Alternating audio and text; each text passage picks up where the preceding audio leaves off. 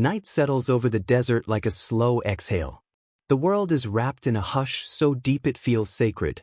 Wind moves softly across the dunes, reshaping them grain by grain, whispering secrets that have lingered for millennia.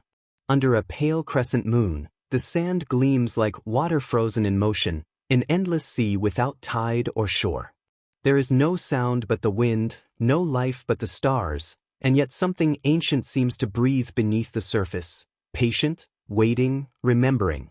Imagine standing there alone, the air cool and dry against your skin, the horizon stretching so far it feels like the edge of the world.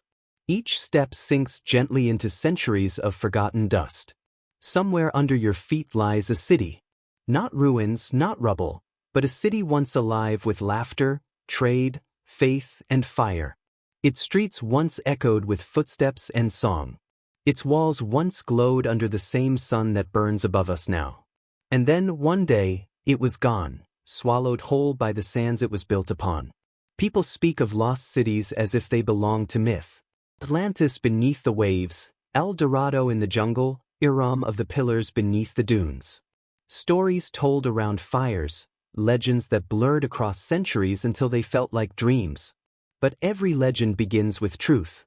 Every myth is a memory wearing the mask of time.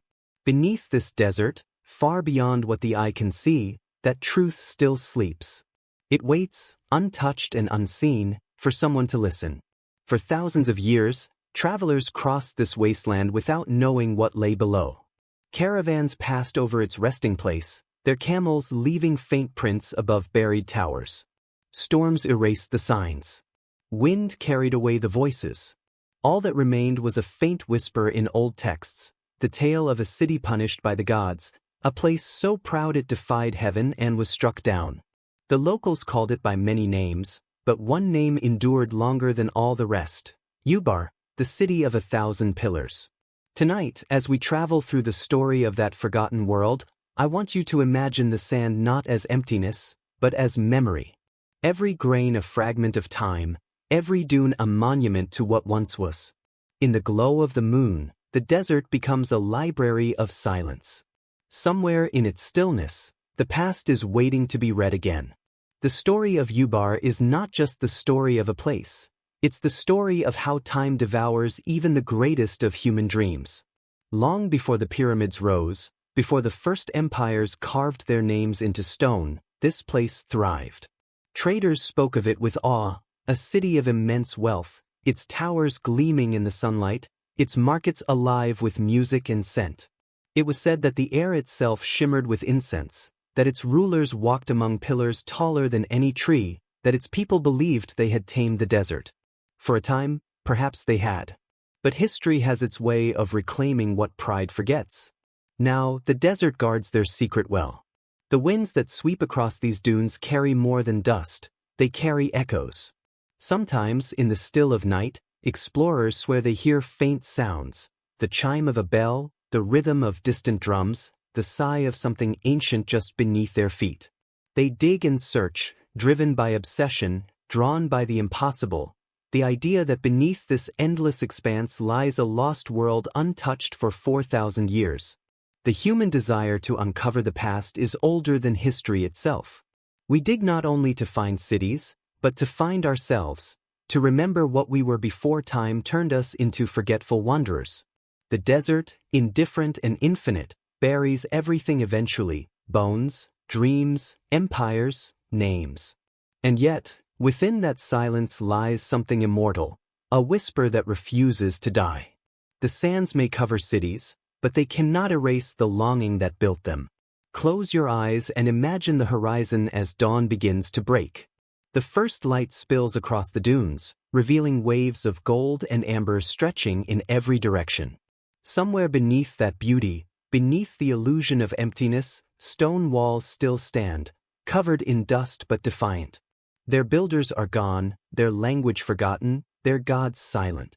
But the stones remain, buried in the deep hush of time. The story you are about to hear is not merely about discovery.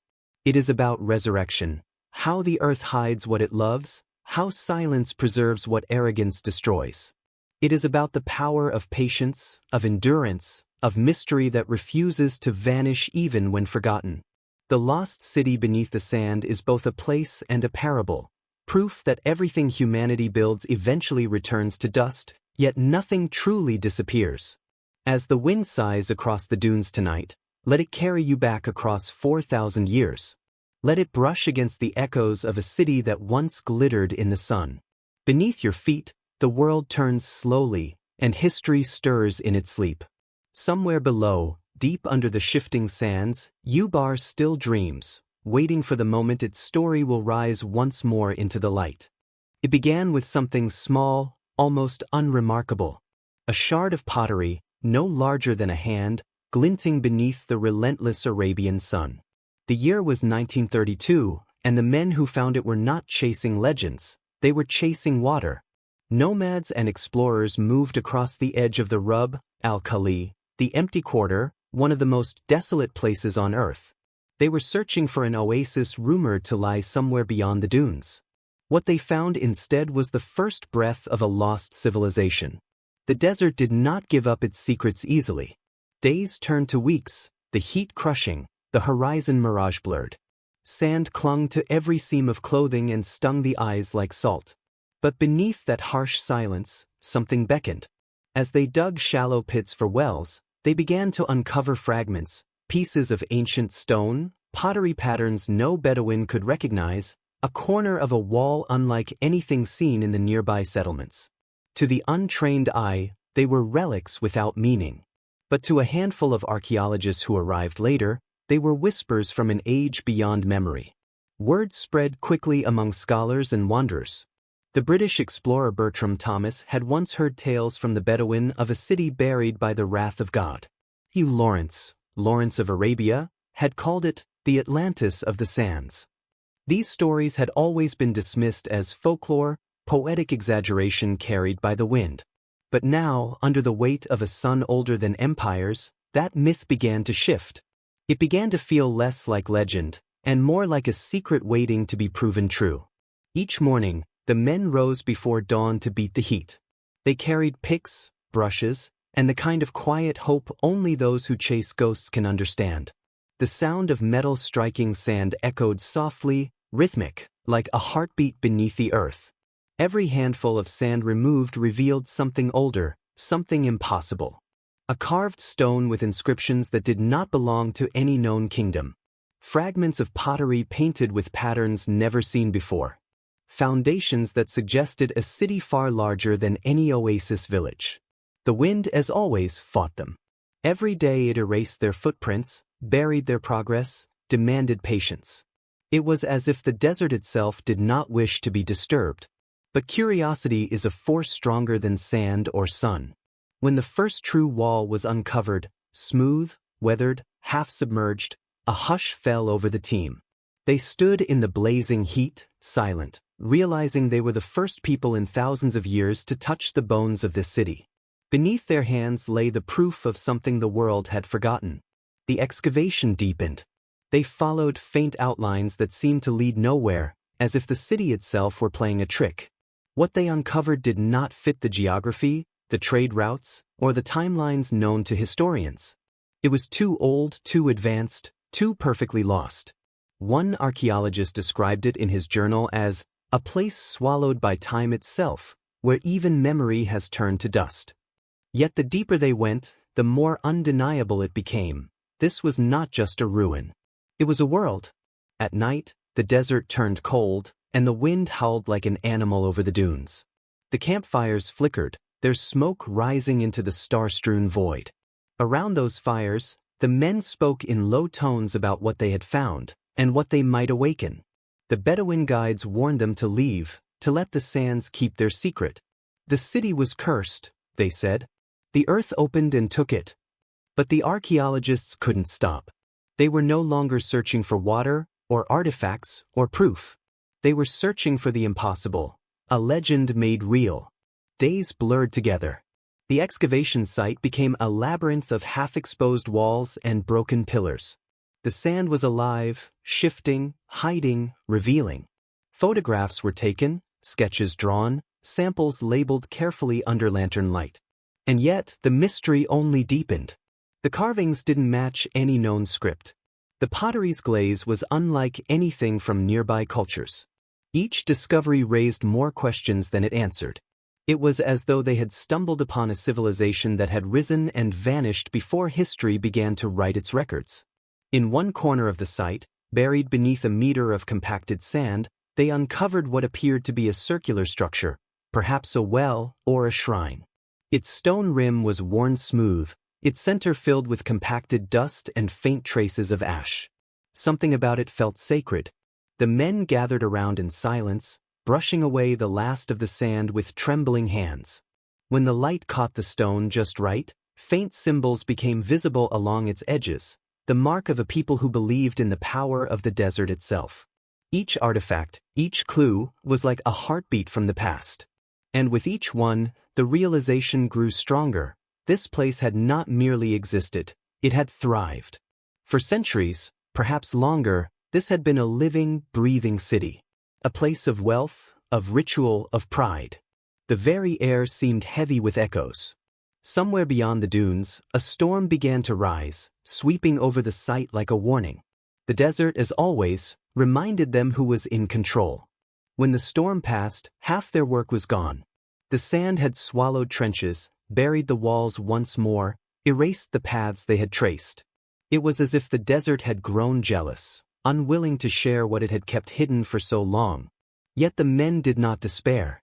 In that erasure, they found something even more profound, the undeniable truth that beneath those dunes, beneath the silence and shifting gold, lay a story far greater than any of them could imagine. They would not uncover it all. Not yet. But they had opened the first page of a book written in sand, sealed by time, and whispered by wind. And for the first time in centuries, the lost city stirred, not fully awake, but no longer forgotten. Day by day, the outlines began to make sense. The fragments of walls once thought random began to align in patterns. Streets, courtyards, columns, and rooms forming beneath layers of sand and silence. What had seemed like a scattering of stones soon revealed the design of a living city. It was as though the earth itself was remembering how to breathe again. The archaeologists worked slowly, reverently, tracing every curve, every doorway, every fallen beam. Beneath their hands, a civilization began to take shape. They uncovered the remains of narrow streets paved with flattened sandstone, still marked with faint grooves where carts had once passed. The wind had polished the edges smooth, but the alignment was perfect, a city planned with intention and skill. To the north, they found the foundations of larger buildings, their symmetry suggesting temples or administrative halls. To the south, rows of smaller dwellings stretched toward what must have been the outer edge of the settlement. Every layer revealed a heartbeat, every discovery another breath drawn from the lungs of time. In one structure, they uncovered a hearth blackened with ancient soot. Around it, fragments of pottery and tools lay scattered, the remains of meals, of craft, of life. It was easy to imagine a family gathered there, the warmth of the fire flickering against stone walls, the smell of baked bread and spice, the murmur of conversation. The city that had once been buried in silence was now speaking again, not through words but through traces, fragile fingerprints of existence left behind by people who had never imagined they would one day be forgotten. The archaeologists reconstructed scenes in their minds as they brushed away the centuries. They imagined merchants shouting in crowded markets where the scent of frankincense mixed with the heat of the day. They pictured craftsmen hammering copper into bowls, carving intricate designs into bone and wood. Children playing between pillars, their laughter echoing against sunlit walls. Women drawing water from deep stone wells, their bangles chiming softly as they worked. Each uncovered fragment became a thread, and those threads wove together into a tapestry of daily life more vivid than any legend. The city's architecture spoke of sophistication. Some walls were built from sandstone blocks fitted so precisely that even centuries later, the seams were barely visible. Columns rose from buried foundations, carved with symbols of the sun, the moon, and the stars. Courtyards appeared, open-air spaces surrounded by rooms that once held the rhythm of family life. In one courtyard, a narrow channel carved through the rock suggested a primitive water system, carrying rainwater into a reservoir. Such detail hinted at knowledge, organization, and design, a culture not only surviving the desert, but mastering it. The more they uncovered, the more questions arose. Who were these people? What name did they call themselves before others called them lost? How had they learned to thrive in such a brutal land? No record spoke of them directly, yet their presence was undeniable. Their craftsmanship was equal to the early Sumerians, their trade links hinted at connections stretching far beyond Arabia, perhaps even to the Indus Valley and Mesopotamia. They were not isolated wanderers, they were a bridge between worlds. One day, a worker uncovered a large stone fragment bearing what appeared to be a relief, faint carvings depicting long processions of figures. The central image showed tall pillars, each crowned with flame-like designs. Around them, smaller figures offered gifts, their hands raised in reverence. The archaeologists paused, staring at the scene in awe. It was not merely art, it was identity. The pillars were symbols, the very same described in the oldest desert legends of Iram, the city of 1,000 pillars. For the first time, myth and reality began to overlap. As more structures came to light, the soundscape of the ancient city began to form in the imagination. You could almost hear the creak of wooden doors, the rustle of fabric in the wind, the distant hum of a temple chant. The stones themselves seemed to hum softly when struck by tools, as though remembering their purpose. The city was coming alive again, piece by piece, story by story. The workers, once skeptical, began to treat the site with a kind of awe, as if each discovery were sacred. In the heart of the city, they found a raised platform overlooking what had once been a broad avenue.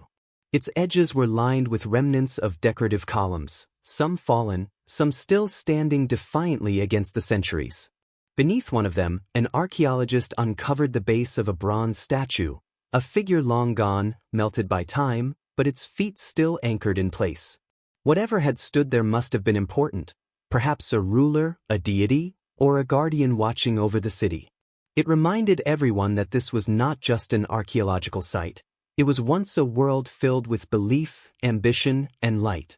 Slowly, through sand and patience, the city's story began to form, not through grand monuments, but through details. A broken jar of spices still faintly aromatic when first unearthed, beads made from seashells that must have come from distant coasts, fragments of woven cloth preserved in clay. These were not the relics of a transient camp. They belonged to a people settled, rooted, thriving. The lost city was revealing itself as a place of permanence in a landscape built on impermanence. As the sun set each evening, the desert glowed red and gold around the dig site. The air cooled, and long shadows stretched over the uncovered streets. The workers rested by the fire, their faces illuminated by the flickering light, the ruins behind them like ghosts reborn. The archaeologists recorded their findings in silence, their pens scratching softly against paper, aware that they were documenting not just discovery, but resurrection. What had once been myth was now becoming memory again. Each trench uncovered another layer of truth, each grain of sand removed another veil between the present and the forgotten. The city beneath the desert was no longer a rumor. It was real, tangible, and more hauntingly beautiful than any story ever told. The lost world was breathing once more, and with it came the faint echo of everything it had ever been: the laughter, the prayer, the light, and the silence that would one day take it all back. At last, the city had a name. It emerged not from a single inscription, but from the echoes of legend, the murmur of scholars, and the memory of the people who had wandered these deserts for centuries. They called it Ubar, the city of 1,000 pillars. Others whispered another name, older still, drawn from ancient scripture: Iram. For generations, it had been a word wrapped in mystery, a place said to have been struck down by divine wrath and buried by the sands of time. And now, the evidence before them suggested it had been real all along. The discovery spread like wildfire across the world of archaeology and history. Newspapers called it the Atlantis of the Sands. Explorers and scholars debated its identity. Was it truly Ubar, the fabled city described in the Quran as punished for its pride? Or was it a forgotten outpost of another empire, misremembered through centuries of oral legend?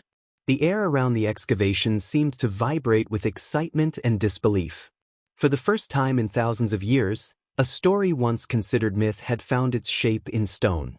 The Bedouin tribes had always spoken of this place in hushed tones. Around desert fires, beneath star-heavy skies, they told of a city so magnificent that its towers reached toward the heavens. It was said that its wealth was endless, its people arrogant, and its rulers drunk on power. In one version, the king of Ubar defied the will of God, believing his city untouchable. In another, the people of Ubar grew careless, turning away from their faith and the desert that sustained them. The punishment, they said, came as a storm so fierce it tore the earth apart, swallowing the city whole in a single night. The archaeologists, though grounded in science, could not help but feel the weight of those stories as they walked through the newly uncovered ruins. The pillars described in ancient texts were there, scattered but unmistakable, cylindrical stone towers rising from the sand like the bones of giants. Some were broken, others still half-buried, yet each carried the same spiral carvings that marked them as sacred. When the sunlight struck their surfaces at dawn, the reflections made them appear almost alive, shimmering as if the city itself were still breathing beneath the dust. In old Arabic manuscripts, Iram was described as a city with lofty pillars, the like of which had never been built in the land. Scholars had long debated whether it ever existed or if it was simply an allegory, a warning against arrogance and decay. But now, standing among those towering remnants, the line between metaphor and history blurred. What had once been scripture now stood as reality, tangible and undeniable. The archaeologists found themselves caught between two worlds, one of science and one of myth. And for once, both seemed to agree.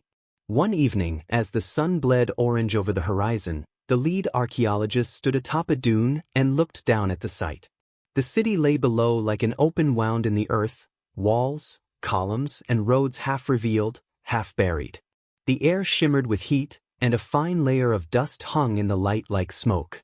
He could almost see it as it must have been, a city of traders and worshippers, camels passing through its gates, incense burning in the air, chants rising from temples.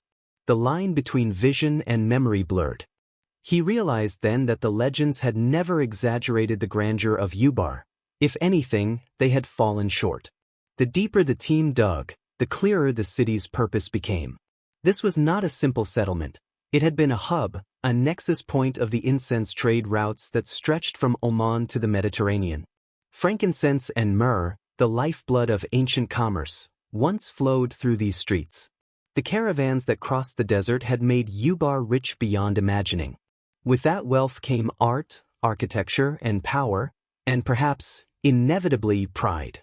The city's very success may have sealed its fate. In a small chamber near the center of the ruins, they discovered carvings unlike any others. They depicted tall figures standing between the pillars, their arms outstretched to the sky. Beneath them, waves of sand were etched into the stone, almost as though foretelling their own destruction. Some of the carvings were worn nearly smooth by time, but the message seemed clear, a civilization aware of its fragility, yet unable to resist its destiny. Even in its most triumphant art, Ubar had left behind a quiet admission of impermanence. The discovery of its name, its true name, changed everything. It transformed a dig site into a doorway between epochs. The archaeologists no longer felt they were merely uncovering ruins, they were conversing with legend itself. Every artifact became a syllable in a long-forgotten language, every structure a verse in a story told by both gods and men. They realized that Ubar was not simply a city that had fallen, it was a mirror held up to the nature of human ambition, to the delicate balance between creation and destruction. In the evenings, the desert would cool, and the team would sit quietly near their tents, staring into the dark horizon. The wind moved across the dunes with a low hum, a sound like breathing. It was easy, in that moment, to understand why the ancients had believed the desert alive, why they had thought it capable of anger, of vengeance, of swallowing what defied it. The sands that buried Ubar were not just earth and dust. They were time itself, reclaiming what pride had forgotten to respect. And yet, for all its tragedy, the name Ubar carried a strange beauty. It was a word that felt ancient even as it was spoken. To say it aloud was to summon ghosts, merchants in white robes, towers gleaming in sunlight, markets filled with the scent of burning resin. The city may have fallen, but its name had endured, carried on the tongues of poets, explorers, and dreamers for 4,000 years. Now, after centuries of silence, it had been found again. As the last of the daylight slipped below the dunes, the archaeologists stood quietly among the ruins. Around them, the desert stretched endless and golden, hiding as much as it revealed. Somewhere in that vast stillness, they sensed something watching, not a presence, but a memory, vast and ancient, content to be remembered at last. The city of Ubar, the city of 1,000 pillars, had returned to the world, not as myth or warning, but as truth carved in stone. And for the first time in millennia, the desert spoke its name once more. The city was alive again, not in flesh or sound, but in imagination. The archaeologists could almost feel its pulse as they pieced together its story from the bones of stone and the dust of time. Through every fragment, they began to see the city as it must have been in its prime, radiant beneath the desert sun, prosperous, proud, and brimming with life. Ubar was no longer just a ruin in the sand. It was a world reborn in their minds, and through their eyes, it shimmered again, a golden city beneath an endless sky. At its height, Ubar was a jewel of the desert, a hub where east met west, where caravans laden with treasure crossed paths with scholars, traders, and wanderers. The roads that led to it were the arteries of empire. From the coasts of Arabia, ships brought incense and myrrh harvested from the boswellia trees. From the north came silver and wool. From the east, spices, silk, and gemstones. The scent of trade filled the air, heavy with frankincense smoke drifting over the market squares like fog. Gold gleamed in the sunlight, and voices echoed through the narrow alleys, dozens of languages, each carrying its own rhythm, blending into a single music of prosperity. At dawn, the city stirred slowly. The first light spilled across the domed roofs, turning them from gray to gold. Merchants emerged from shadowed courtyards to open their stalls. The clang of bronze scales, the shuffle of camels, the call of vendors, all rose in harmony. Women carried baskets of dried dates, men loaded cargo onto wooden carts, and priests moved silently through the streets toward the temples that faced the rising sun. The air was warm with life, dense with sound, color, and scent. The heart of Ubar was its grand market, a wide plaza surrounded by towering pillars carved with symbols of wind and flame. Beneath these columns, traders displayed their wealth, perfumes sealed in alabaster jars, woven cloth dyed in deep blues and reds, glimmering copper trinkets polished until they caught the sun. In one corner, storytellers drew crowds with tales of sea voyages and distant wars. In another, musicians played instruments of reed and string, their melodies floating through the air like wind over water. The city thrived not just on trade, but on imagination. It was a meeting place of worlds, where goods, ideas, and dreams were exchanged freely. The people of Ubar lived in harmony with the desert. They had learned to coax life from its harshness. Wells ran deep, lined with stone, tapping aquifers hidden beneath the dunes. Ingenious systems of irrigation allowed gardens to bloom in places where rain was only a memory. Palm trees and pomegranates grew in sheltered courtyards, their leaves whispering in the heat. The people dressed in light fabrics, their garments flowing with the wind, their jewelry gleaming with turquoise and gold. They were children of the sand, yet their city glowed like an oasis of light. Religion was the soul of Ubar, woven into every breath of daily life. The city's temples rose above the rooftops, crowned with golden ornaments that caught the sunlight and reflected it like fire. Inside, the air was cool and heavy with the scent of burning incense. Worshippers knelt before statues carved from stone, their faces lit by the flicker of oil lamps. They prayed to gods of wind, rain, and stars, the same elements that both blessed and threatened them. Priests spoke of harmony, of living in balance with the forces that shaped their world. For centuries, it seemed as though the gods favored them. Their wells never ran dry. Their caravans always returned. Even their art reflected that prosperity. Murals decorated the temple walls, vivid scenes of harvests, festivals, and processions. The people of Ubar celebrated life as if it were eternal. During the Feast of the Winds, the city became a blaze of color. Banners fluttered from rooftops, musicians played until sunrise, and torches lit the streets like rivers of flame. Camels were adorned with gold-threaded cloth, and the air rang with laughter. In those moments, it must have seemed that nothing could ever end, that Ubar was untouchable, blessed beyond measure. In the evenings, when the heat finally faded and the sky deepened to indigo, the city transformed again. The wind grew soft, carrying the scent of the sea far beyond the horizon. Lanterns glowed in the streets, casting golden halos on the walls. Families gathered on rooftops to share food and stories. The stars, sharp and bright, hung above like scattered jewels. From the highest tower, one could see the entire city stretched out, its patterns of light tracing the same shape that would one day lie buried beneath the sand. It was beautiful beyond words, a place born of both human will and divine grace. But beneath the beauty, subtle changes began to stir. Even in its golden age, the city held the seeds of its own undoing. The more Ubar prospered, the more it drew envy and greed.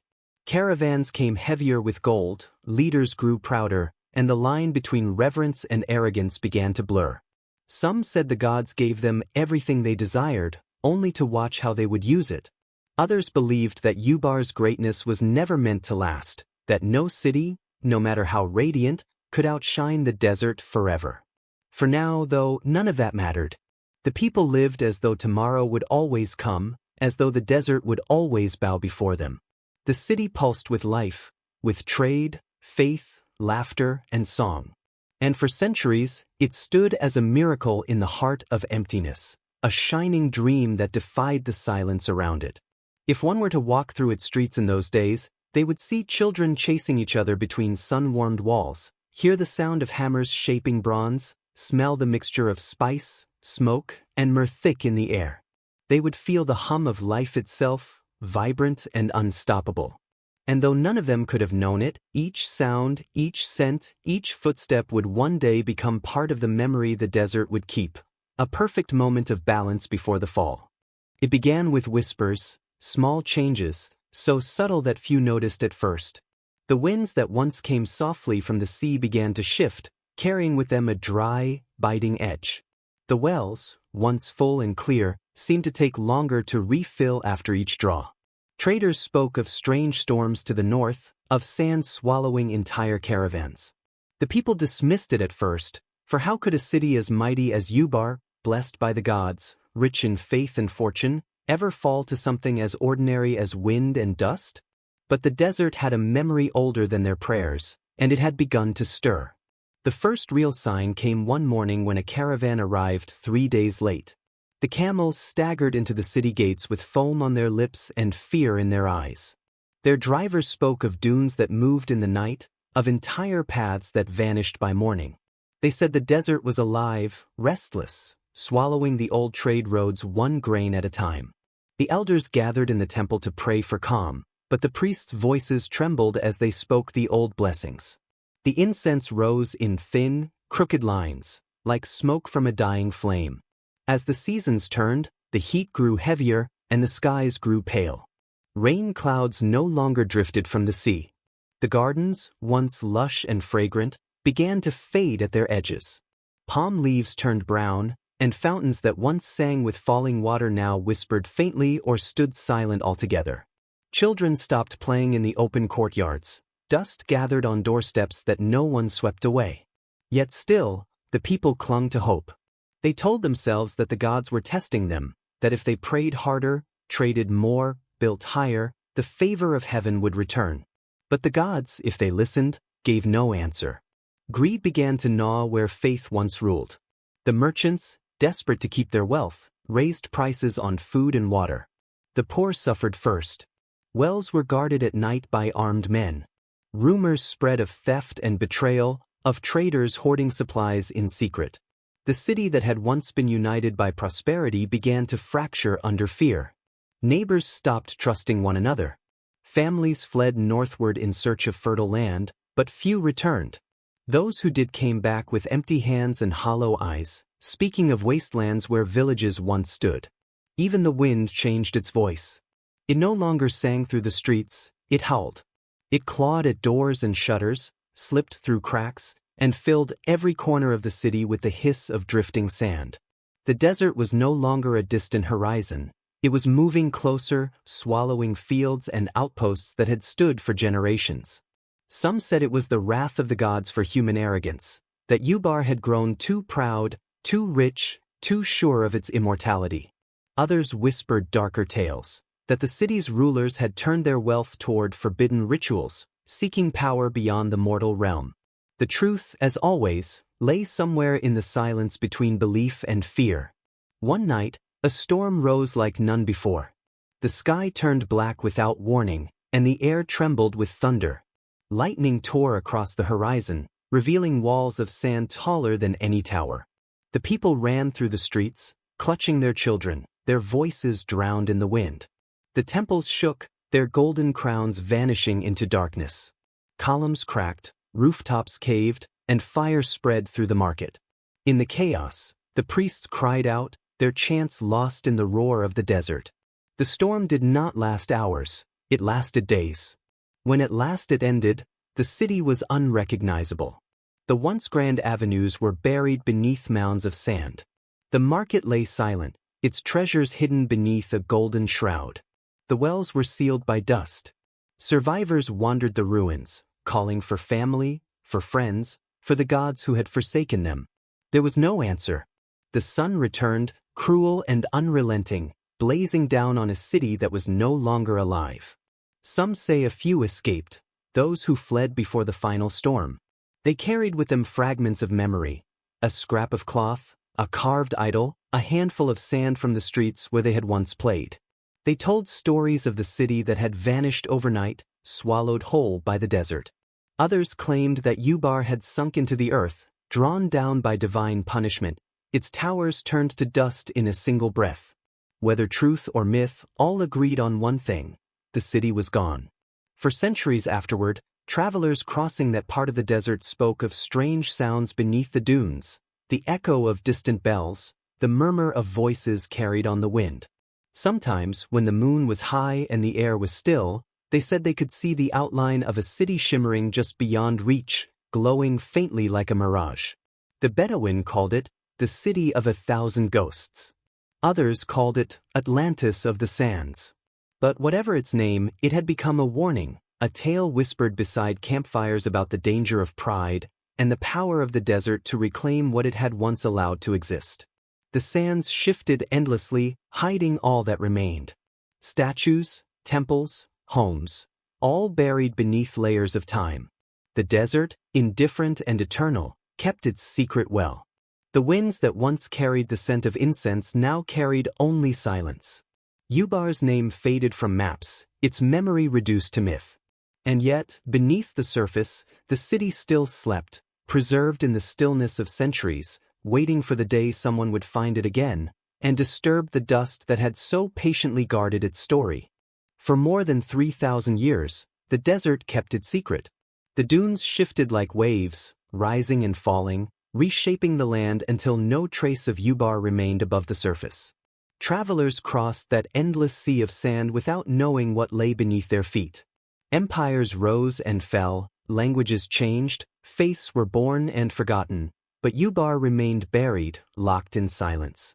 The winds that erased kingdoms could not erase memory entirely, for stories persisted. Among the nomads, whispers endured, of a city swallowed by the wrath of the desert, a city of gold and incense now sleeping under the dunes. To many, it was just a legend, a tale to pass the long nights around desert fires. To others, it was a challenge, a mystery that refused to die. In the centuries that followed, explorers, scholars, and dreamers tried to find it. Some called it Iram, the city of pillars, described in ancient texts as a place like which there was none other. In the Quran, it was mentioned as a city whose people defied their God and were destroyed, leaving only sand in their place. In Arabian folklore, poets spoke of towers of silver and streets paved with marble, a paradise lost to pride. Each retelling changed the details, but the essence remained the same. Ubar was the city that dared to defy the desert and was undone by it. As time passed, maps were drawn and redrawn, and the true location of Ubar faded further into mystery. Scholars in Baghdad debated whether it ever existed. European explorers in the 19th century claimed to have seen ruins in the empty quarter, the Rub al-Khali, one of the harshest and most unforgiving deserts on Earth. But when others went to find them, they found only dunes and silence. Expeditions vanished into the heat. The desert, as always, gave nothing freely. Still, the legend grew stronger. In the 20th century, with new technologies and the hunger of modern curiosity, the search for Ubar began anew. Explorers equipped with jeeps and maps traced old caravan routes, searching for patterns in the sand. Archaeologists pored over ancient records and satellite photographs. One name began to surface again and again: Wabar, a rumored site in southern Arabia said to hold remnants of an ancient city buried under the desert. Some believed it was the same place that ancient poets called Ubar. Others thought it merely another mirage, another trick of the dunes. In the 1930s, British explorer Bertram Thomas became one of the first modern men to take the legend seriously. He traversed the empty quarter, guided by Bedouins who spoke of Iram of the Pillars. He never found the ruins, but his stories reignited the world's fascination. He described hearing tales of a lost city that the sand had consumed overnight. In his writings, Thomas captured both awe and doubt, a feeling that Ubar was not just a place, but a symbol of human ambition swallowed by nature's vastness. By the 1960s, other explorers followed. Wilfrid Thesiger, the legendary adventurer, crossed the same wastelands, chronicling the haunting beauty of the dunes and the isolation of the tribes who still spoke of the city beneath the sand. "There are things the desert remembers," one guide told him as they looked across a sea of golden emptiness. But Thesiger, though enchanted by the stories, found nothing tangible, only the mirage of history shimmering in the heat. The legend endured because it could not be proven false, and perhaps because some truths prefer to remain hidden. It was not until the 1980s that a new kind of explorer joined the search, one armed not with camels or compasses, but with satellites orbiting high above the Earth. NASA scientists, working alongside archaeologists, began studying satellite images of the Arabian Peninsula, tracing the faint scars of ancient trade routes invisible to the human eye. These paths converged, surprisingly, on a single point in the southern desert of Oman. To the astonishment of researchers, this convergence lay near a remote site known to local tribes as Shizr, a name that had lingered quietly in oral histories for centuries. When excavations began, the first discoveries were modest: fragments of pottery, sections of walls half buried in sand. But as the team dug deeper, they uncovered something remarkable: the remains of a large stone fortress, its foundations sunk deep into a layer of collapsed limestone. Beneath it, a vast sinkhole yawned, as if the earth itself had swallowed part of the city whole. Radiocarbon dating suggested the site had been abandoned around 300 CE, eerily close to the era when legends said Ubar had fallen. For many, this was the proof they had waited for. The news spread quickly. Headlines called it the Atlantis of the sands found. Photographs of the excavation appeared in magazines, showing archaeologists brushing sand from ancient stones. The world was captivated once more by the mystery that had slept beneath the desert for millennia. Scholars debated the findings. Some believed Shizr was indeed the lost city of Ubar. Others argued it was merely one of many outposts that had vanished along old trade routes. But even in debate, one truth stood clear: the desert had given up something it had kept hidden for 4,000 years. The discovery rekindled more than academic interest. It stirred something older, a sense of wonder, a reminder that even in an age of satellites and science, the Earth still held secrets beyond our reach. To walk through the ruins at Shizr was to feel the weight of forgotten centuries pressing through the sand. The crumbled walls whispered of voices long gone, of a civilization that had once thrived and vanished, leaving only fragments for the wind to carry. And in that silence, one could almost hear it: the faint echo of bells, the murmur of traders, the heartbeat of a city that refused to be truly lost. When the archaeologists first arrived at Shizr, they expected little more than another forgotten fort, a remnant of trade, perhaps, or a waypoint for caravans long since vanished. Yet the deeper they dug, the more the earth seemed to resist their intrusion, as if the sand itself were reluctant to surrender its story. What began as a simple excavation soon turned into something far more mysterious. Beneath each layer of dust and stone lay clues, fragments of pottery glazed with strange patterns, beads of semi-precious stone, charred remains of wooden beams that still held the scent of age. Every discovery hinted at a world far older and grander than anyone had imagined. The first wall they uncovered was thick, made of limestone blocks so precisely cut that the edges still held their shape after millennia underground. One section had collapsed into a vast cavity, a sinkhole that seemed to descend endlessly into the earth. As the team peered into the darkness, they realized this chasm might have been the very event that doomed the city. Geological studies would later suggest that the weight of the massive fortress above had caused the limestone beneath to give way, dragging towers and streets into the depths. The desert hadn't merely buried Ubar, it had devoured it. Days turned into weeks, and the excavation grew painstakingly slow. The desert's sun beat down with unrelenting intensity, and the wind constantly filled the pits with new layers of sand. But with each shovelful, the city began to emerge, narrow alleys, remnants of stone columns, fragments of carved reliefs depicting camels, stars, and divine figures. The archaeologists walked among these remnants in awe, knowing they were treading on ground that had not felt human footsteps for nearly 2,000 years.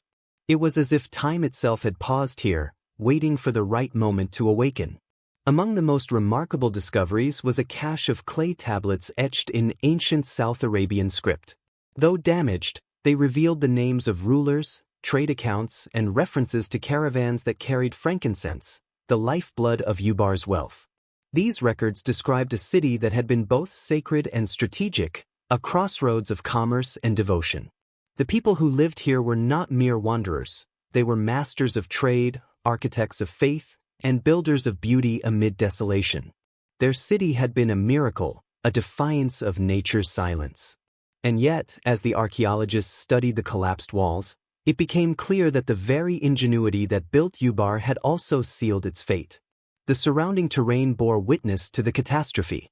Layers of compacted sand and collapsed rock formed a pattern of destruction consistent with sudden subsidence, a collapse from below rather than invasion from above. In other words, the city had been swallowed alive. Ancient oral traditions of a divine punishment now seemed to mirror geological truth. The earth had opened, and Ubar had fallen into it, consumed by the very ground it stood on. For centuries, that single moment had been hidden beneath the dunes, preserved as perfectly as if time itself had held its breath. At night, when the archaeologists camped near the site, they often spoke of the strangeness of it, the way the desert felt alive. The wind seemed to hum differently there, and the air grew still just before dusk. Some swore they heard faint echoes, the sound of distant voices or the ring of metal striking stone. Perhaps it was imagination, or perhaps it was something deeper, the lingering resonance of a civilization that refused to be forgotten. Even those who did not believe in myths admitted that Shizr held a presence unlike any other place on Earth. One evening, as the sun sank beneath the dunes, painting the horizon in blood and gold, one of the lead researchers, Dr. Nicholas Clapp, wrote in his journal that he could almost see it, the city as it must have been. The fortress walls gleaming in the sunset, merchants calling out their prices in the market, the scent of incense drifting from temple doors. If ghosts exist, he wrote, they live here not as shades, but as light, fragments of memory trapped in the sand. That single line would later appear in articles and documentaries, a reflection of the awe felt by those who uncovered the truth.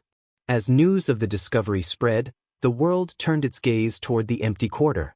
Scholars debated in universities, journalists wrote of Atlantis in Arabia, and television crews arrived to capture images of the ruins emerging from their tomb of dust. Yet the more the public learned, the more questions arose. Was Shizr truly Ubar, or just one of its many outposts? Had the city been destroyed by a natural disaster or divine retribution?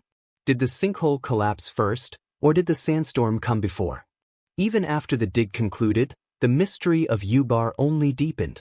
But perhaps the most haunting truth lay not in what was found, but in what remained hidden. Despite months of excavation, vast portions of the city still lay untouched beneath the dunes. Radar scans revealed anomalies, shadows of structures buried deeper than any could safely reach. Some archaeologists proposed that these might be the lower quarters of the city, preserved under layers of compacted sand.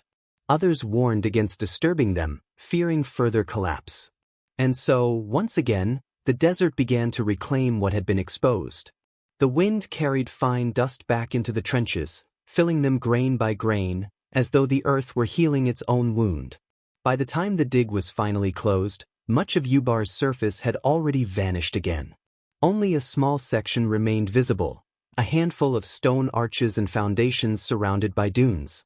But what mattered most was not how much had been uncovered, but what had been proven, that beneath the myths and centuries of silence, there had indeed been a city. A place of brilliance and tragedy. A civilization that rose, flourished, and was erased, not by war or conquest, but by the slow, patient power of the desert itself.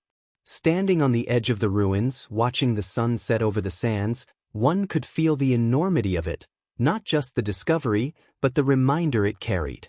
That no matter how grand human creations become, the earth endures. That time buries all empires, all voices, all lights, until only whispers remain. And yet, in that silence, the story still breathes, through the wind, through the stone, through the memory of a city that dared to exist where none should have. The discovery of Ubar did not simply rewrite a chapter of history. It reawakened something primal within humanity, our hunger to uncover what time has buried. Across the world, historians, poets, and dreamers spoke of the find with reverence. To some, it was proof that legends hold truth, that myths are simply memories dressed in wonder. To others, it was a warning, a reflection of humanity's tendency to build greatness upon fragile foundations. But for those who had walked among its ruins, the experience was more spiritual than scholarly.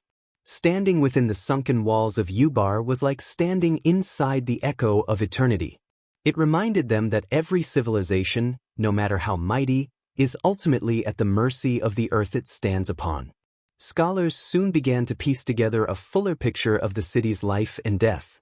They reconstructed ancient trade routes using satellite imagery and mapped the spread of frankincense, the resin that had once flowed like gold through Ubar's markets. Archaeological findings revealed how deeply the city's existence had influenced distant empires. Carvings found in Mesopotamia referenced the city of pillars, and Egyptian texts spoke of caravans arriving from the southern deserts laden with sacred incense for temples. Ubar had not merely been a desert outpost, it had been a pulse within the heart of an ancient economy, a link connecting continents and cultures. Its fall, therefore, was not an isolated tragedy, it was a tremor that rippled across the ancient world. The more that was learned, the more profound the loss became. Ubar's architecture, even in ruin, reflected extraordinary craftsmanship. The city had been designed with precision, symmetrical layouts, wells strategically aligned with underground springs, and courtyards built to harness the movement of wind for cooling. The level of engineering skill rivaled that of civilizations far better known. And yet, none of it could withstand the slow and merciless weight of geological change. Beneath the shimmering facade of human ingenuity, the ground itself had been hollow, limestone weakened by centuries of water erosion. The same wells that had once given life to Ubar may have dug the city's grave.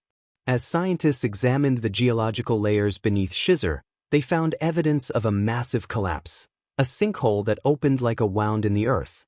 The catastrophe must have been sudden, swallowing entire sections of the city in a matter of hours. Archaeological strata showed no sign of war or looting. There were no weapons, no defensive scars, no human remains left in panic. It was as if the people had simply vanished into the sand.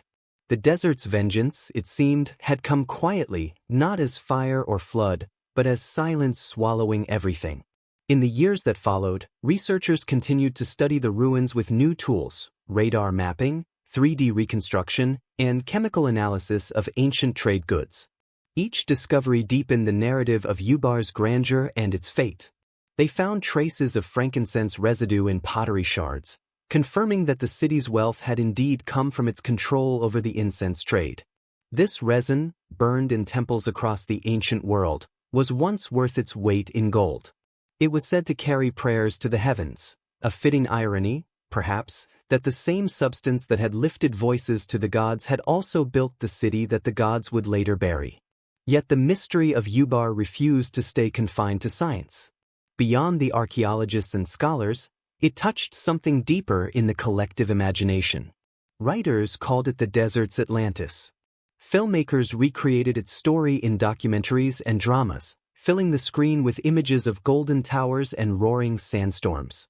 Travelers began to visit the edges of the Rub al-Khali, gazing out over the dunes and wondering how a city so magnificent could vanish so completely.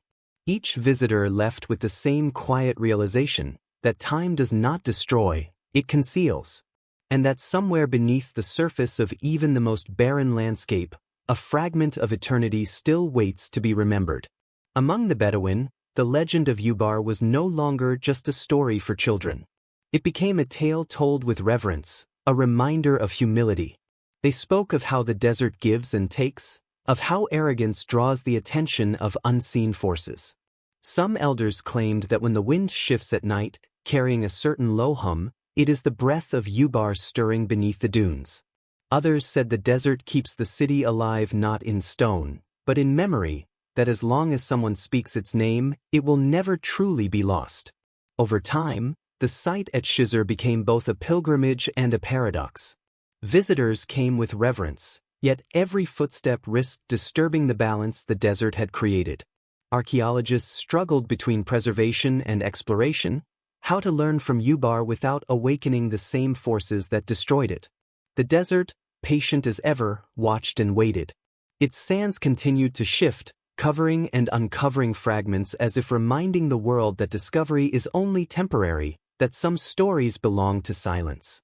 What made Ubar's rediscovery so haunting was not just the revelation of its ruins, but what it revealed about humanity itself. We build monuments to outlast us, carve our names into stone, and chase immortality through empire and achievement. Yet the sands remind us that permanence is an illusion. The same wind that once carried the songs of Ubar's market now erases the footprints of those who uncover it. And still, we keep searching, not because we believe we can defeat time, but because, deep down, we hope to understand it. In the hush of twilight, when the desert cools and the horizon glows with fading light, one can almost imagine Ubar still alive, its towers bathed in gold, its streets filled with laughter, its temples burning with incense. Then the wind rises, the vision fades, and only the dunes remain, silent, endless, eternal. But somewhere beneath them, the heart of the city still beats faintly, waiting for another age, another seeker, another dreamer to hear its call.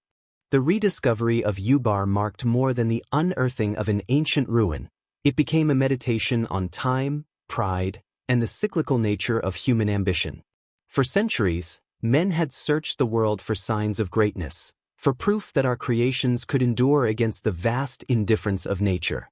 Yet the city beneath the sands stood as both triumph and warning, whispering that all empires, no matter how luminous, eventually dissolve into dust. The archaeologists who uncovered its bones often spoke in quiet tones, as though afraid their voices might disturb something sacred. Standing amidst the crumbled pillars and the sunken stones, they felt the weight of a civilization's silence pressing in around them, not a silence of death, but of patience, as though Ubar were still listening, waiting for its story to be understood. With every fragment they uncovered, they realized how fragile greatness truly is. The world remembers the glimmer of empires but forgets the years of sand that follow.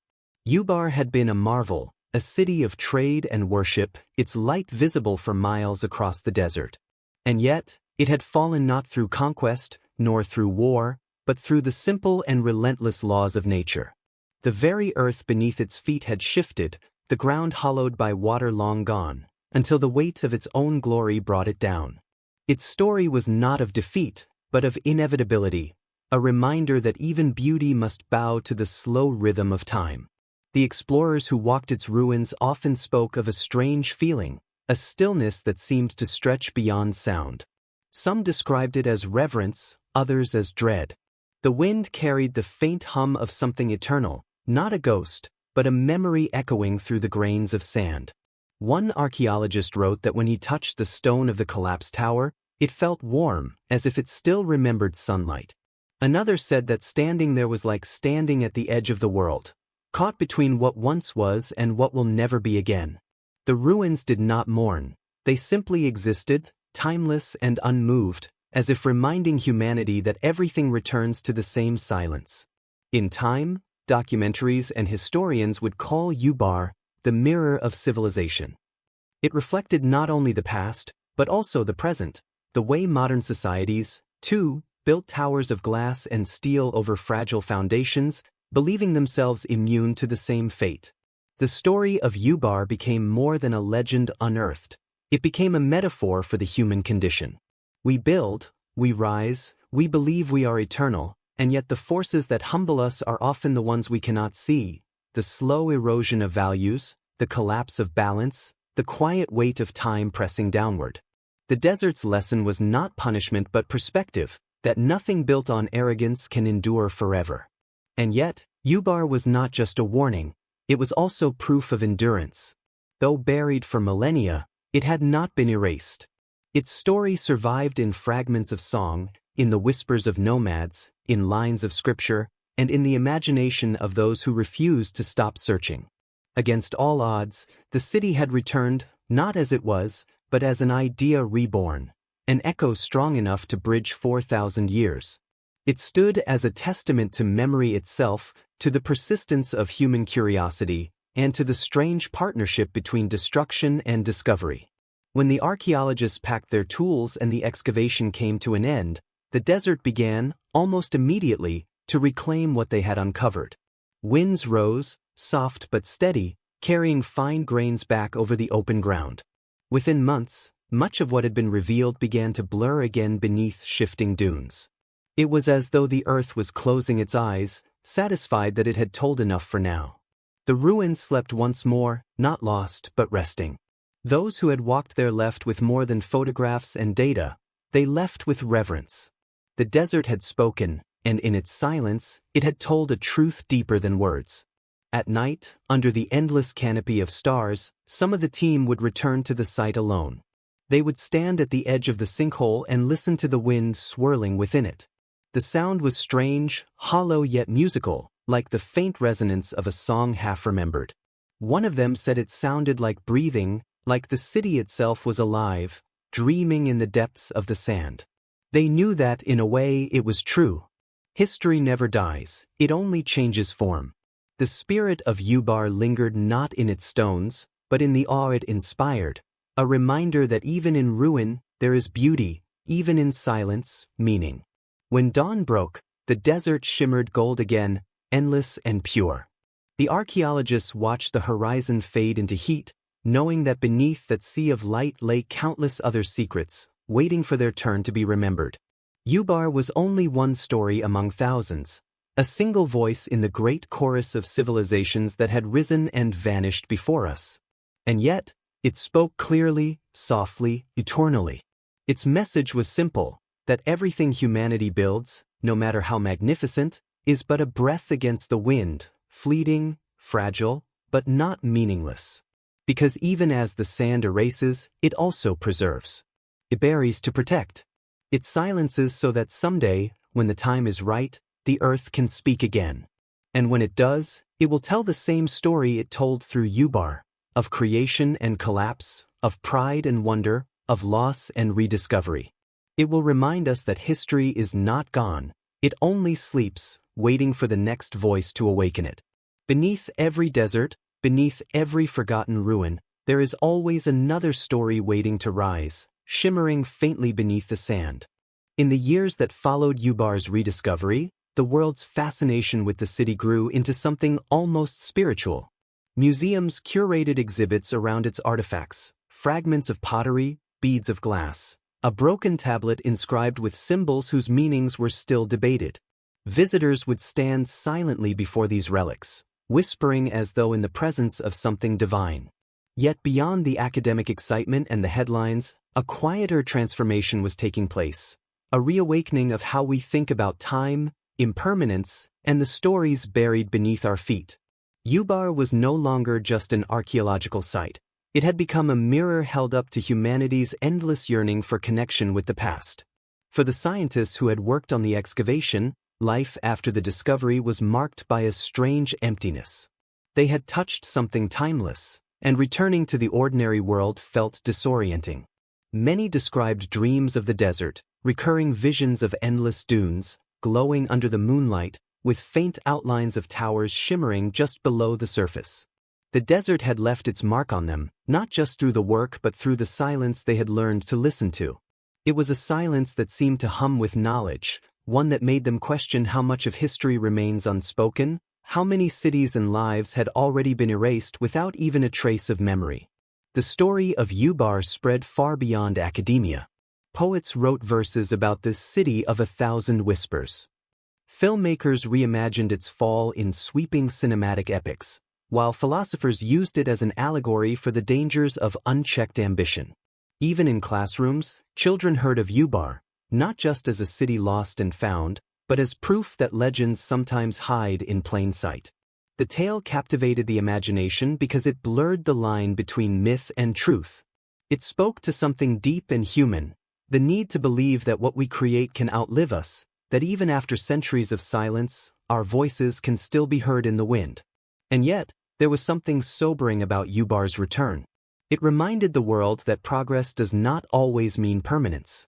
Civilizations rise with brilliance, each believing itself to be the pinnacle of human achievement. But in the end, it is not the walls we build or the wealth we amass that endures. It is the stories, the lessons, the echoes. The sands that buried Ubar did not destroy it, they preserved it. They turned it into a message carried across millennia, reminding us that loss and discovery are two sides of the same truth. Without one, the other cannot exist. Some archaeologists returned to the site years later, driven not by ambition but by longing. They found that much of the city had once again been swallowed by the desert, as though nature had decided to reclaim her secret. Only faint outlines remained, the suggestion of walls and collapsed corridors beneath the soft dunes. The desert, it seemed, had forgiven humanity's intrusion and resumed its eternal watch.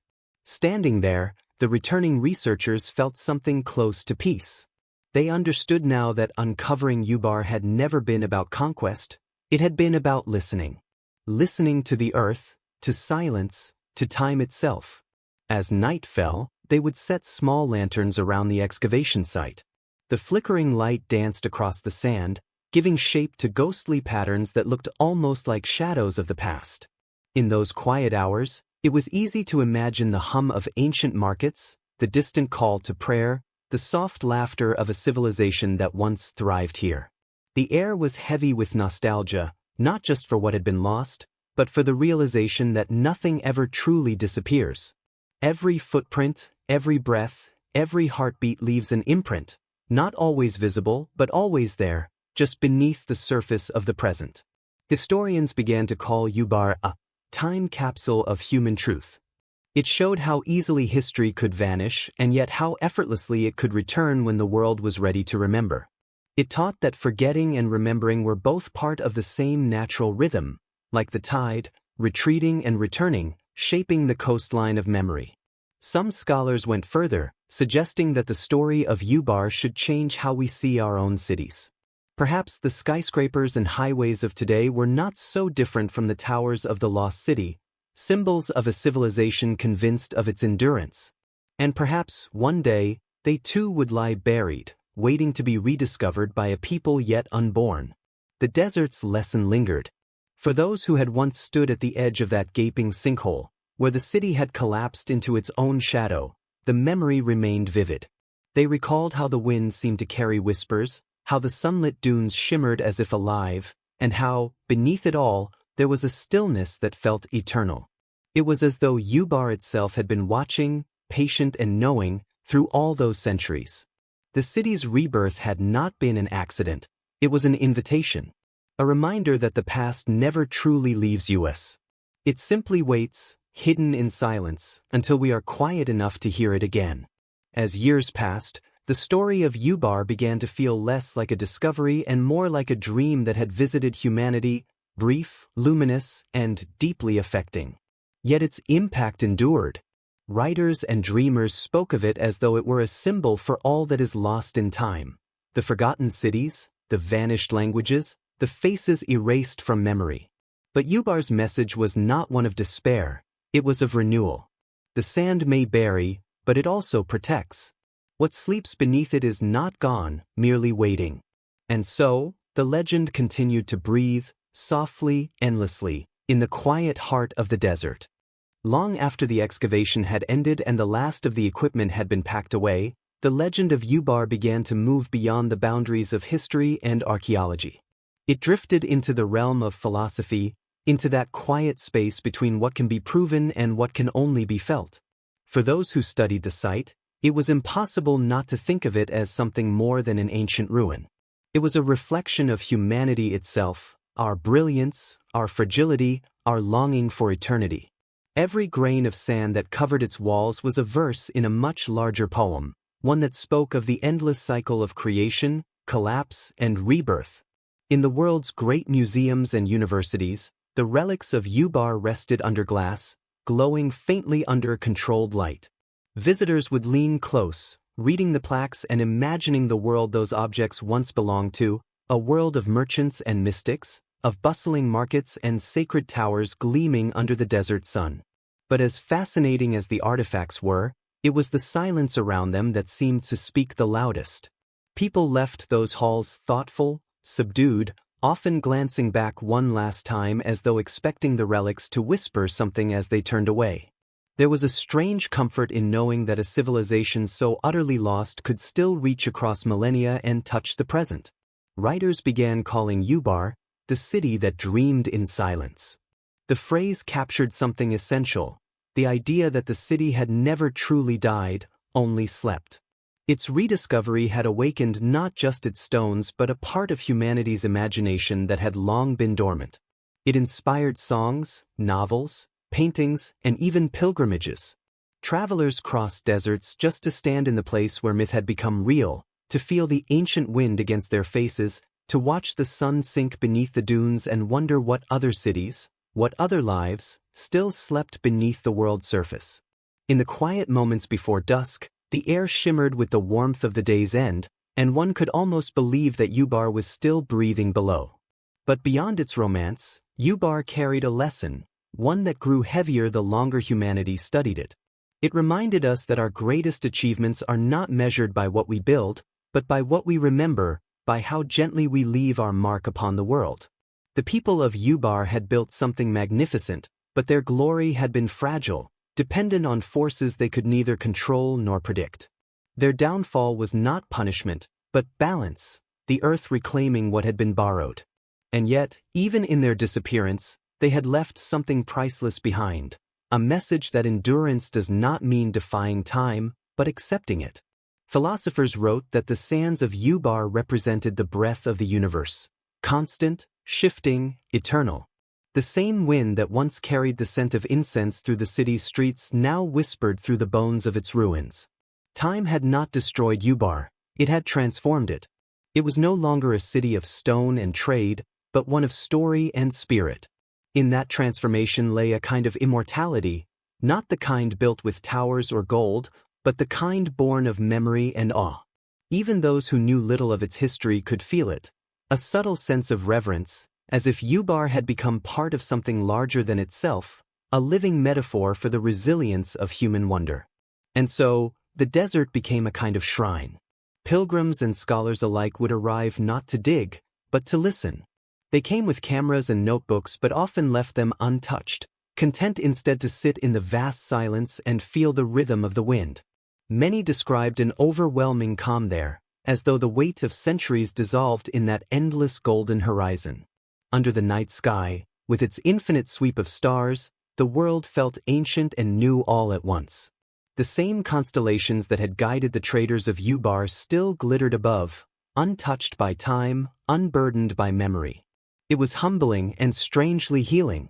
As humanity continued to evolve, building higher, moving faster, dreaming bigger, the lesson of Ubar remained quietly relevant. It whispered that true progress lies not in what we conquer, but in what we preserve. That the stories we leave behind are far more lasting than any monument we raise.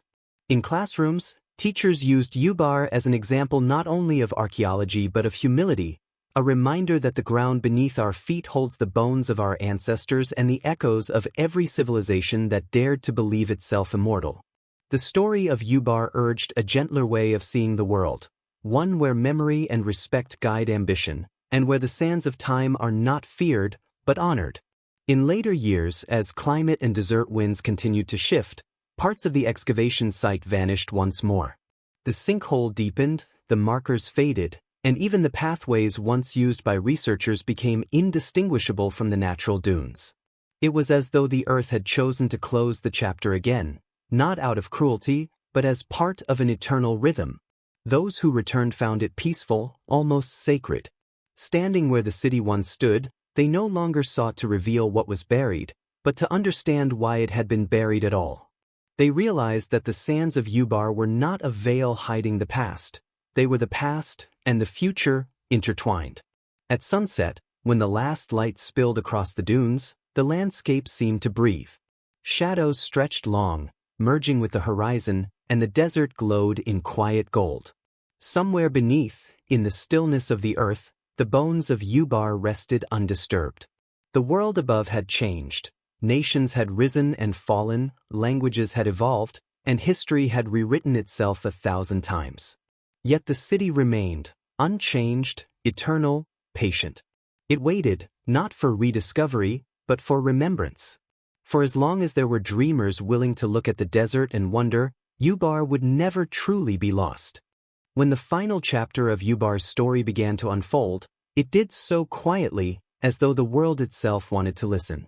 The desert, vast and ageless, stretched under an endless sky, its golden dunes shifting in patterns older than language. Somewhere within that sea of sand lay the bones of a civilization that had once believed itself immortal. And though time had swallowed its walls and erased its name from maps, it had not taken everything. What survived?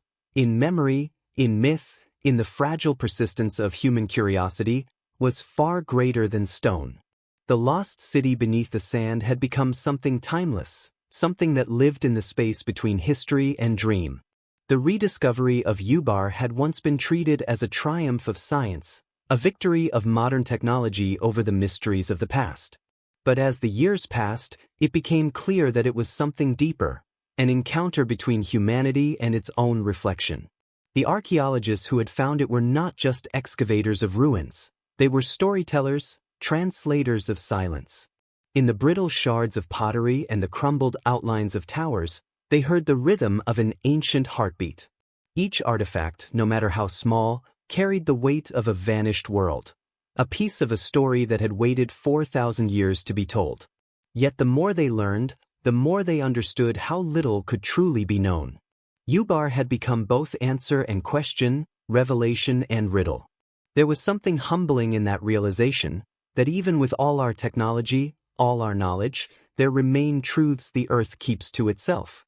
The deeper they dug, the more they realized that history is not just what survives, it is also what chooses to remain hidden.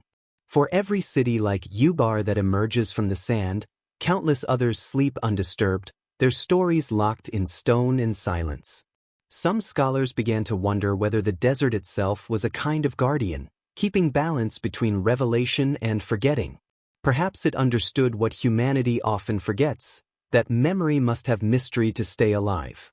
As word of Ubar spread, people across the world began to feel its pull.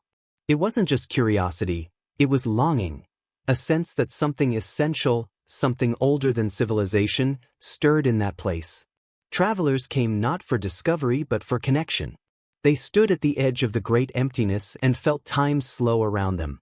The wind carried faint echoes, not voices, but the suggestion of them, like words spoken long ago and still moving endlessly through the air. Those who had read about Ubar's fall could almost see it then. Caravans shimmering in the heat, market stalls draped with silks, the laughter of children, the prayers rising at dusk. And then silence. A city swallowed, not by war, but by the slow breath of the desert.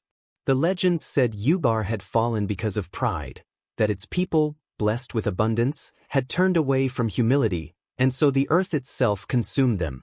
Whether that was true or not, the story carried truth in metaphor. Every civilization, in its own way, builds too high, digs too deep, believes too strongly in its own permanence. The sands of Ubar reminded us that time has no malice, only patience. It watches as we build and as we fall, as we rise again, and it folds each of our empires into its quiet memory. The desert does not judge, it simply endures. And in that endurance lies wisdom. For the modern world, Ubar became a quiet lesson.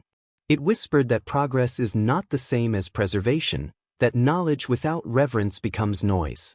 The more advanced we become, the more we must remember what lies beneath us, the buried stories that shaped us, the forgotten names that paved our way. Ubar's silence spoke louder than any monument. It said, "You too will be dust one day, but what you love, what you protect, may endure." It was not a warning meant to frighten, it was a comfort meant to awaken. For every ending hides the beginning of remembrance. In one of the last research expeditions, a team of historians visited the site after a rare rainstorm had swept through the Rub al-Khali. For a brief moment, the desert transformed, the sand darkened, firm underfoot, and the air smelled of petrichor, sweet and strange. Under the weight of the moisture, new shapes appeared in the dunes, faint outlines, like ribs beneath skin. The researchers moved carefully, brushing away the surface, revealing the curve of a wall, the trace of a road. It was as if the city, stirred by the rain, had turned slightly in its sleep. But when the sun rose higher and the wind began again, the outlines blurred. Within hours, the desert had reclaimed its calm. The moment was gone. Still, the memory of that vision lingered with them, proof that Ubar was never truly lost, only resting between worlds. One of the archaeologists, a woman named Dr. Celine Marlowe, later wrote that the most haunting part of the expedition wasn't what they found, but what they felt. "Standing there," she wrote, "you realize that the earth remembers everything. It just doesn't always speak in our language." Her words became famous, quoted in documentaries, carved into plaques, shared in lectures about human legacy. But for those who had been there with her, it wasn't her phrasing they remembered most. It was the quiet after she spoke, the stillness, the feeling that something vast and unseen was listening. Over time, Ubar's story began to shift from history to philosophy, from excavation to reflection. It became a parable whispered across cultures. The poets of the Middle East spoke of it as the city that fell into heaven, suggesting it had not perished but ascended into the unseen. Artists painted it not as ruin, but as light, a city suspended between earth and eternity, its towers glowing beneath transparent waves of sand. In the West, scholars compared it to Atlantis, to Troy, to Pompeii, civilizations destroyed but never forgotten. Yet Ubar was different. Its fall was quiet. Its rediscovery was gentle. It was not a story of catastrophe, but of patience. And perhaps that is why it feels so human. We too live our lives between building and erasing, between remembering and forgetting. We chase permanence in a world that is made of change. Ubar teaches that it is not the fall we should fear, but the failure to listen to what the fall reveals. Beneath every collapse is a seed of understanding, waiting to be found when the world is ready. In this way, the city beneath the sand was not just a ruin, it was a reflection of the soul itself, buried under layers of noise, waiting for silence to bring it back to light. As decades passed, the desert reclaimed its dominion completely. The site of Ubar became indistinguishable from the surrounding dunes, a secret once more. But its legend continued to ripple through time. New generations of explorers read about it and dreamed of what else might lie hidden in the earth, what other forgotten cities, what other voices. Each expedition that followed in Ubar's shadow carried not just equipment, but reverence. They understood that discovery was not conquest, it was communion. Every brushstroke in the sand was an act of listening.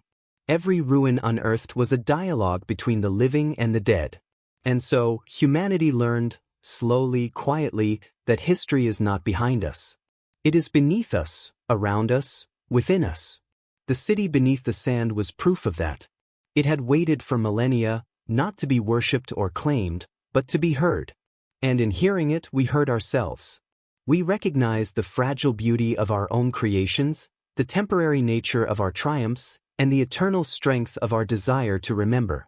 In the end, Ubar did not rise again as a city, it rose as a story. And stories, unlike stone, do not crumble. There is an image that often comes to mind for those who speak of Ubar, the desert at twilight, endless and still, the last light of the sun melting into the horizon. A solitary figure stands there, perhaps a traveler, perhaps a dreamer, watching the dunes shift in the wind. There is no sound but the faint sigh of sand against sand. The air is warm, and yet there is a chill that feels almost sacred. Somewhere beneath that surface, an entire world sleeps, untouched, waiting. The traveler closes their eyes, and in that moment, the boundaries between past and present blur. They can almost hear the hum of an ancient city, its heartbeat steady, patient, eternal. Perhaps that is how all stories survive. Not in the monuments we leave, but in the hearts of those who choose to remember. Ubar endures because we need it to. It fills the space between faith and fact, between what was and what might be. It reminds us that every civilization, no matter how great, lives on in the imagination of those who come after. The sands of time may cover everything, but they also protect what matters most: the story, the lesson, the dream. And so, when the night falls over the desert and the stars bloom like ancient fires, Ubar is not gone. It is there, in the stillness between heartbeats, in the faint echo of wind through the dunes. The city that was lost is not a ruin now, it is a mirror. It reflects every generation that dares to search, every soul that feels the pull of mystery. It whispers, "Nothing is ever truly gone. You are part of what was and what will be." In that whisper lies the final truth. The sands do not hide, they hold. They are the keepers of all stories, and Ubar is simply one among countless dreams they cradle in their shifting embrace. Someday, perhaps, another storm will pass, and the wind will uncover new walls, new secrets. And once again, the world will listen, not to claim what is found, but to remember that we, too, are only passing through. The desert will outlast us, as it has outlasted all things. But in the quiet rhythm of its endless breathing, there will always be a trace of our wonder. And maybe that is enough, that something of us, like Ubar, will remain. Not the monuments, not the empires, but the story. The soft, enduring voice beneath the sand that says, "We were here. We dreamed. We remembered." When the world finally grew quiet again, after the archaeologists had left, after the stories had circled the globe and faded from the news, the desert returned to its ancient rhythm. The dunes shifted softly under the slow breath of the wind, erasing the footprints of those who had come searching for truth. The silence was not empty, but full of memory, of patience, of the slow pulse of the earth beneath it. The place where Ubar had once stood was no longer a site of discovery but of reflection. The sands had reclaimed their shape, and the city once called Atlantis of the Sands sank once more into stillness. But this time, something was different.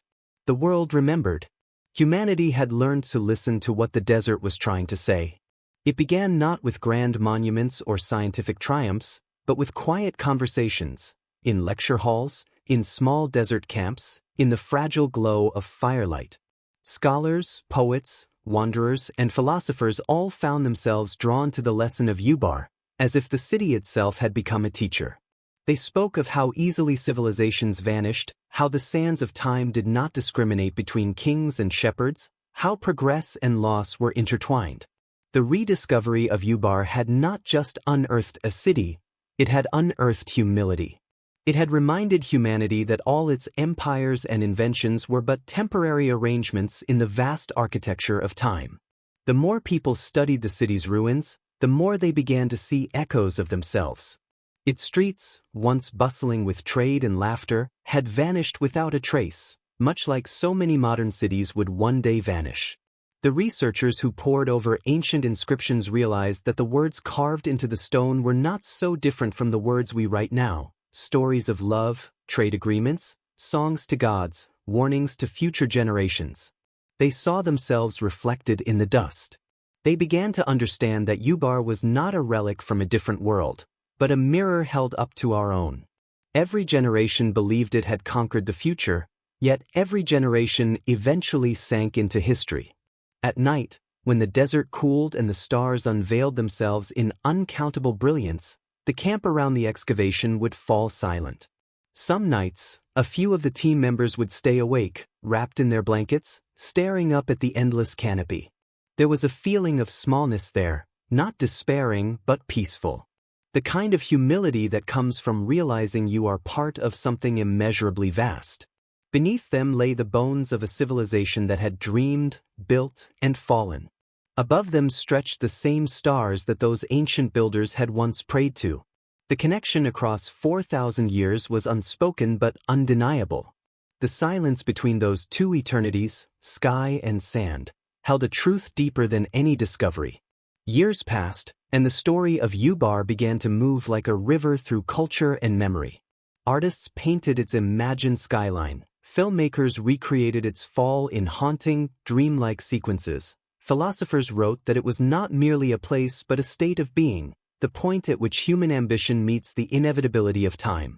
The story became a parable whispered in classrooms and boardrooms alike, the reminder that power fades, wealth dissolves, and only meaning endures. Ubar, they said, was not buried by nature, but by hubris, the same hubris that convinces every civilization that it is immune to the laws of decline. But Ubar was never simply a warning.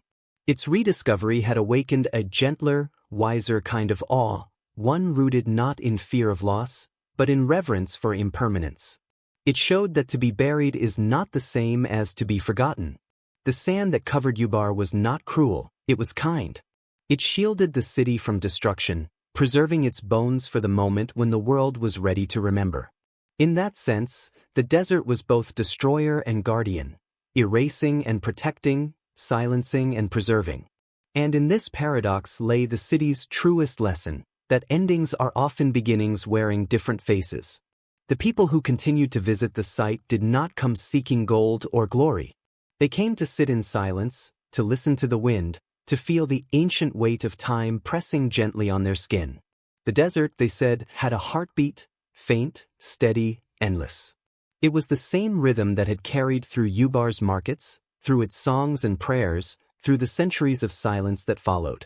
That rhythm now pulsed through every person who stood there, a reminder that life and death, creation and ruin, were not opposites but companions. One night, decades after the excavation, an old archaeologist returned to the site. He had been one of the first to uncover Ubar's towers, and now he came not as a scientist, but as a pilgrim. The desert had changed, the dunes had shifted, the air was cooler, the stars more distant. He found the faint depression where the sinkhole had been and sat there for hours, saying nothing. When he finally spoke, it was not to anyone but the wind. He thanked the city for letting him find it. He apologized for disturbing its sleep. And before he left, he pressed his hand into the sand, leaving the faintest imprint, one that the wind would erase within minutes. But for that moment, he felt connected to every life that had ever passed through that place. In his final years, he wrote a small book, not about the artifacts or the excavation, but about the silence. He wrote that the silence of Ubar was not emptiness, but fullness, the fullness of memory, of meaning, of things too vast for words. He described it as a kind of presence that existed just beyond sound, where the past and future met. The book became quietly beloved, a meditation on impermanence that outlived its author. Generations later, readers still found solace in his words, especially in the final line. The desert does not forget. It simply waits for us to remember. Time continued its patient work. New sands covered the old, storms reshaped the landscape, and soon even the markers placed by archaeologists were gone. But the legend endured, retold, reimagined, reborn. In some versions, Ubar was a city of angels cast down for their pride. In others, it was a kingdom swallowed by divine will. In yet others, it was simply a name for all that humanity loses and rediscovers within itself. No one could say which was true, perhaps all were. The truth of Ubar had never been about geography or proof, it had always been about recognition. Children growing up in distant lands would hear the story and ask their parents, "Will we disappear too?" And the parents would smile softly and say, "Yes, but not forever." Because that was what Ubar had taught, that disappearance is not an ending but a transformation. Every civilization becomes part of the next. Every story, no matter how deeply buried, eventually finds its way back into the light. And so, as the world entered its own new age, of machines, of data, of speed, the memory of Ubar grew more precious. It reminded people to slow down, to look inward, to see that history is not behind us but within us. Cities rise now not just from stone but from code and light, yet the same heartbeat echoes beneath them, the same fragile hope that what we build will matter. The story of Ubar became a whisper in this new world, a soft caution carried forward by those who still believed in the sacredness of memory. In time, a new expedition was mounted, not to dig, but to document. A team of historians and filmmakers traveled to the empty quarter, seeking to capture the soul of the desert rather than its secrets. They spent months there, recording the wind, the shifting dunes, the faint traces of the past. One night, as they filmed beneath the stars, the wind rose suddenly, sweeping in long waves across the sand. The air filled with dust that glimmered under the starlight, and for a moment, through the haze, shapes seemed to form, pillars, arches, faint outlines of a city that might have been. The team stood motionless, awed into silence. They knew it was only a trick of the light, a dance of air and imagination. But part of them wondered if Ubar was showing itself again, not to be claimed, but to be remembered. When they returned home, they released the footage, a simple film of wind, stars, and silence. There were no words, no narration, no explanation. Yet millions watched it, mesmerized. Viewers described feeling an inexplicable peace, a sense that they were witnessing something ancient and sacred. The film became a quiet phenomenon, spreading across the world, reminding people of something they had forgotten, that mystery, too, is a form of truth.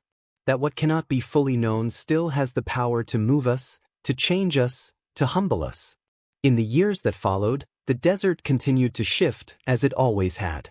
The winds carried with them not only grains of sand but stories, stories of those who came before, of those who listened, of those who still sought meaning in the vast silence. And somewhere beneath it all, Ubar rested, unchanged, eternal, waiting for the next age to rediscover it in whatever form the future might allow. Perhaps one day, long after this world has changed beyond recognition, when new generations look back at what we built, our cities of steel, our towers of glass, our invisible networks of light, they will find them buried too. Perhaps they will uncover fragments of our lives, our words, our art, and wonder who we were. And when they do, perhaps they will remember the story of Ubar, the city that rose and fell, was lost and found, and taught humanity that the sands of time are not our enemy, but our greatest teacher. For now, the desert endures, vast, golden, and alive. Its silence is not emptiness, but eternity in disguise. The wind moves softly, shaping and reshaping the dunes, carrying whispers from a time when gods and men walked side by side. And somewhere beneath, the lost city sleeps, not forgotten, not gone, but dreaming. Dreaming of the next seeker who will stand at the edge of the dunes, gaze into the horizon, and feel the pull of history like a heartbeat in the chest. And when that moment comes, the sands will part again, and the voice of Ubar will rise, gentle, ancient, and eternal, reminding us once more that nothing truly ends. Everything simply returns.